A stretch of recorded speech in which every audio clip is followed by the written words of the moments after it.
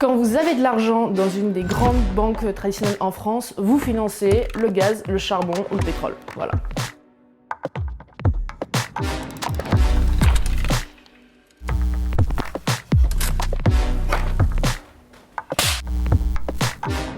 Salut, je m'appelle Maude, je suis la cofondatrice de Gringotte et Gringotte, c'est une néobanque dans laquelle ton argent finance la transition écologique et pas le fossile comme c'est le cas dans ta banque actuelle.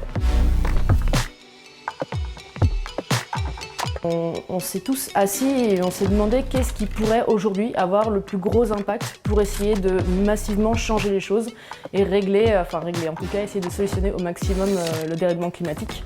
Et aujourd'hui on ne sait que trop peu, mais ta plus grosse partie de ton empreinte carbone personnelle, elle n'est pas dans ton transport, elle n'est pas dans ton alimentation, elle est dans ta banque.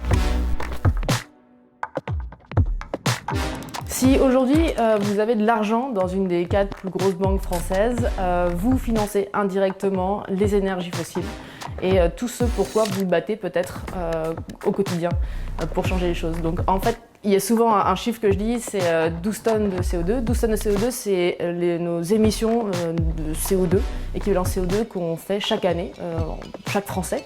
Ça, c'est une moyenne, donc tes transports, tes achats, tes courses, tout ça, à la fin de l'année, ça fait 12 tonnes de CO2. 15 000 € dans une de ces 4 plus grandes banques françaises, c'est aussi 12 tonnes de CO2 qui sont émises en ton nom chaque année. Donc tu vois, si demain tu vas vivre dans une grotte, que tu te chauffes au soleil et que tu ne t'éclaires qu'à la bougie, et ben si tu ne fermes pas tes comptes en banque ou si tu ne choisis pas une banque qui a d'autres investissements, et ben tu continues à polluer énormément.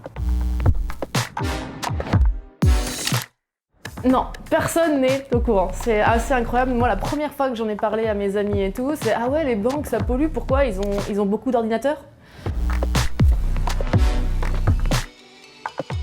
Nous, Gringotte, c'est que ces personnes-là qui ont pris conscience, qui ont compris que leur banque, il y avait un problème, qu'elle pouvait faire quelque chose. Et puis surtout, quand tu penses à ta banque, qu'est-ce que tu en as à faire, que ce soit la banque A ou B, tant que ton argent il est en sécurité et que quand tu reviens, il est toujours là.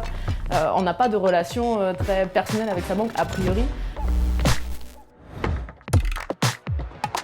Changez de banque ou demandez à votre banquière ou votre banquier où va votre argent. C'est très important que par capillarité, tout ça remonte et qu'on puisse changer les choses rapidement parce qu'on a un peu de temps, mais plus trop quand même. C'était Maude pour Clap de Commedia. Oh là là, merci, je le mettrai à côté des autres et rendez-vous sur gringotte.com.